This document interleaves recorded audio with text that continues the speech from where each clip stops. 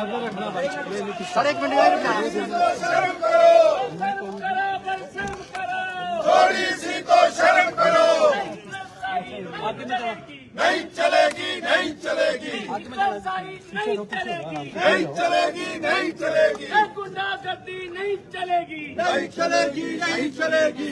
जो हिटलर की जेल चलेगा वो हिटलर की मौत मरेगा। जो हिटलर की जेल चलेगा वो हिटलर की मौत मरेगा। जो हिटलर की जेल चलेगा वो हिटलर की मौत मरेगा। सर आगे यार क्या है फिर क्या फायदा यार गज्जी भाई गलत बात है। इधर से आगे परेशानी कोई नहीं हुआ परेशानी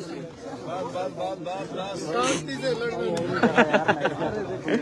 जब सेटल होंगे तभी बोलेंगे भाई नीचे सेटल हो जाओ।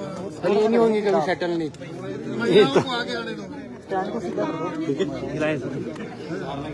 महिलाओं लो बोल रहा है जी। सर आज विपक्ष ने सदन से वॉकआउट किया है, क्या वजह है? आज भारतीय जनता पार्टी विधायक दल की बैठक में एक फैसला लिया कि अगर विधानसभा के अध्यक्ष विधानसभा की कार्यवाही में विपक्ष को तरजीह नहीं देंगे, उनकी बात नहीं सुनी जाएगी। ऐसी सूरत में फोन कर भी जो पिछले दिनों जो घटनाक्रम घटित हुआ हिमाचल प्रदेश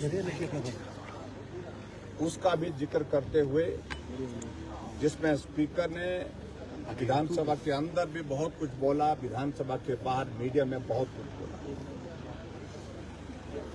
उन सारी बातों का संज्ञान लेते हुए सचिव विधानसभा को एक रेजोल्यूशन देना चाहिए, resolution for removal of speaker from the post. और नियम 274 के अंतर्गत हमने ये आज रेजोल्यूशन दिया। और नियम के मुताबिक जब इस प्रकार का प्रस्ताव दिया जाता है तो विधानसभा का अध्यक्ष स्वतः ही कार्यवाही का संचालन नहीं करता है, वह तुरंत आसन छोड़ देते हैं। लेकिन यहां अलग तरह की परिस्थिति है। विधानसभा के अध्यक्ष अपने आप को कानून से भी ऊपर मानते हैं, नियम से भी ऊपर मानते हैं, और ज्ञान के मामले में तो अपने आप को ऐसा मानते हैं कि दुनिया में इनके ज्ञान के बराबर ज्ञान किसी को है ही नहीं। जब आज पूर्व में विधानसभा के अध्यक्ष रहे हमारे वरिष्ठ साथी श्री विपिन सिंह परमार जी ने नियमों का हवाला देते हुए विधानसभा अध्यक्ष के समक्ष अपनी बात कहने की कोशिश की तो उनको बोलने की इजाजत नहीं दी गई।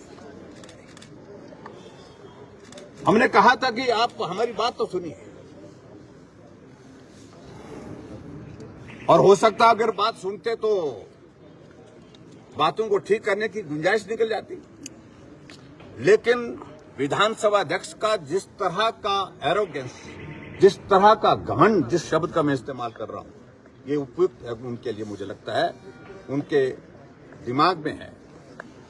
ना विधानसभा के किसी सदस्य को बोलने के लिए दिया मौका विपक्ष की ओर से, और ना हमको मौका दिया गया।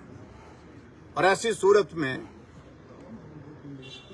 विधानसभा की कार्यवाही तुरंत स्थगित करके उनको करना ये चाहिए था कि इस पर जो 274 के अंतर्गत जो हमने नोटिस दिया है इस पर विचार किया जाए। लेकिन उसके बावजूद उन्होंने नहीं दी और उन्होंने कार्यवाही को शुरू करने की कोशिश की। और इसके साथ दूसरा हमने आज नोटिस दिया है नियम 67 के, स्थगन प्रस्ताव दिया है नियम 67 के अंतर्गत।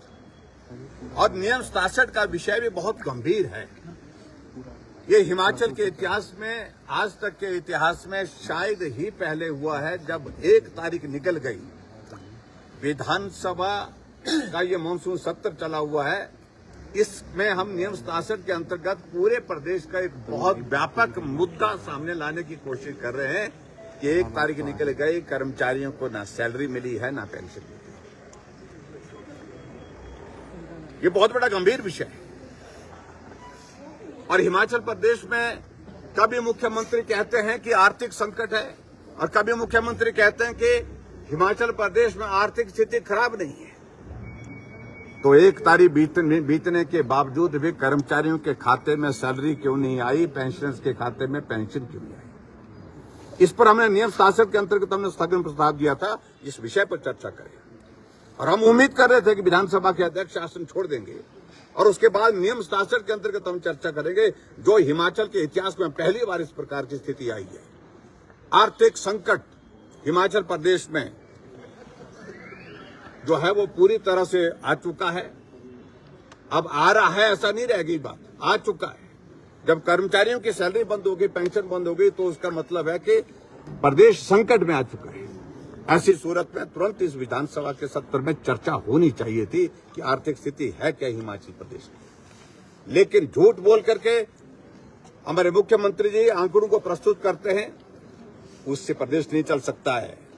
आपकी राजनीति चल सकती है थोड़े वक्त के लिए, लंबे समय तक वो भी नहीं चल सकती है, लेकिन झूठ बोल करके प्रदेश को नहीं चला सकते। अगर आर्थिक संकट नहीं है तो हिमाचल प्रदेश में कर्मचारियों की सैलरी और पेंशन क्यों नहीं मिली, ये आज हमने नियम शासन के अंतर्गत चर्चा करने की कोशिश के लिए जो है नोटिस दिया था। ना एक नोटिस स्वीकार हुआ और ना दूसरे नोटिस पर। तो इसका मतलब है सरकार जो है विपक्ष को सुनना ही नहीं चाहती है। प्रदेश के हालात को, जो आर्थिक संकट पैदा हुआ, उस हालात पर गंभीर ही नहीं है। विपक्ष का जिम्मा बढ़ता है, एक जिम्मेवार विपक्ष के नाते जब इस तरह के हालात बनते हैं, इस तरह की परिस्थिति आती है, उस परिस्थिति में जब हाउस इन प्रोग्रेस है तो तुरंत उस पर चर्चा होनी चाहिए। तो चर्चा नहीं दी गई और इसलिए हम हाउस से वॉकआउट करके आए। कब तक विपक्ष हाउस के बाहर रहेगा? अभी इस सारी बात को लेकर के हम तुरंत अभी विधायक दल की बैठक कर रहे हैं और उसके बाद अगला कदम उठाएंगे। क्या प्रदेश की आर्थिक स्थिति को लेकर राज्यपाल से बात करेंगे? केंद्र तक ये बात हम विधायक दल की बैठक में चर्चा करने के बाद फैसला करेंगे।